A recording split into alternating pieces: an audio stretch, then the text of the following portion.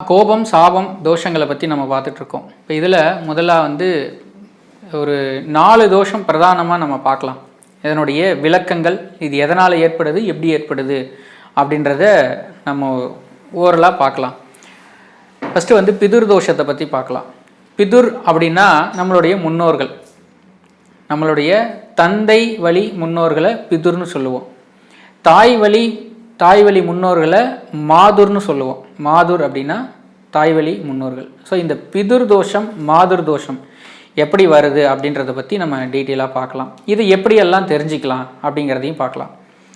பிதுர் தோஷத்தை நம்ம தெரிஞ்சுக்கிறதுக்கு நம்ம பிதுர் சாபமா பிதுர் தோஷமா அப்படிங்கிறத பார்க்கணும்.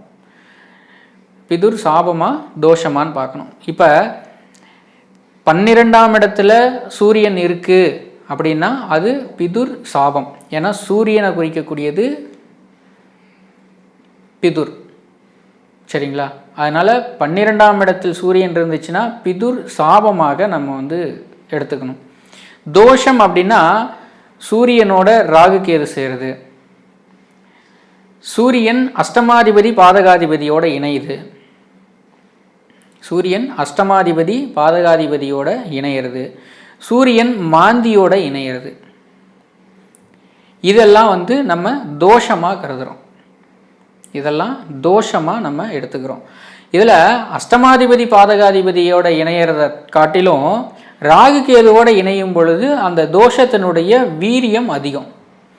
அதுவே அந்த சூரியன் மாந்தியோடு இணையும் பொழுது அனுபவிச்சே ஆக வேண்டிய ஒரு சூழ்நிலையில் இருக்கக்கூடிய அந்த பிதுர் தோஷத்தை அது குறிப்பிடுகிறது. ஸோ நம்ம எப்படி கோபம், சாபம், தோஷம்னு பார்த்தோமோ அந்த தோஷத்தினுடைய ஒரு 3 நிலை. அஷ்டமாதிபதி பாதகாதிபதி ஒரு வகையான தோஷத்தை ஏற்படுத்தும். ராகு கேதுக்கள் ஒரு வகையான தோஷத்தை ஏற்படுத்தும்.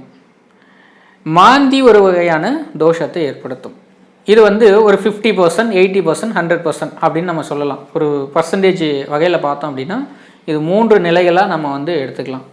இப்போ சூரியன் அஷ்டமாதிபதி பாதகாதிபதியோடு இணையும் பொழுது 50% தோஷத்தை கொடுக்கிறது. அடுத்தபடியாக ராகு கேதுவோடு இணையும் பொழுது ஒரு 80% தோஷத்தை கொடுக்கிறது. மாந்தியோடு இணையும் பொழுது 100% தோஷத்தை கொடுக்கிறது. அப்போது இது தனித்தனியாக இணைஞ்சா அஷ்டமாதிபதி பாதகாதிபதியும் சூரியனோட இணைஞ்சிருக்கு, மாந்தியும் இணைஞ்சிருக்கு அப்படின்னா இதனுடைய பலன் 150%. இது தோஷத்தை அடுத்தடுத்த நிலைகளுக்கு கொண்டுட்டு போகுது. அடுத்தடுத்த நிலைகளுக்கு கொண்டுட்டு போகுது. இதனுடைய பாதிப்புகள் எங்கே முடியும் அப்படின்னா பூர்வீக சொத்துக்கள் இருக்காது. பூர்வீகத்தில் இருக்க முடியாது. ஒன்று, பூர்வீக சொத்துக்கள் இருந்தும் அனுபவிக்க முடியாது. தாய் தந்தையரோட ஒற்றுமை இருக்காது. அந்த முன்னோர் வர்க்கம், அதாவது சித்தப்பா, பெரியப்பா அல்லது சின்ன தாத்தா, பெரிய தாத்தா, அந்த முன்னோர்கள் அப்பா வழியில் இருக்கக்கூடிய பங்காளி வகையாரோட ஒற்றுமை இருக்காது. எல்லாம் இருந்தும் எதுவும் அனுபவிக்க முடியாத ஒரு சூழ்நிலை. டேபிள் முன்னாடி இலை நிறைய சாப்பாடு போட்டு வச்சுட்டு சாப்பிட முடியாத கையை கட்டி வச்சா எப்படி இருக்கும்? அதைத்தான் இந்த பிதுர் தோஷம் செய்யும்.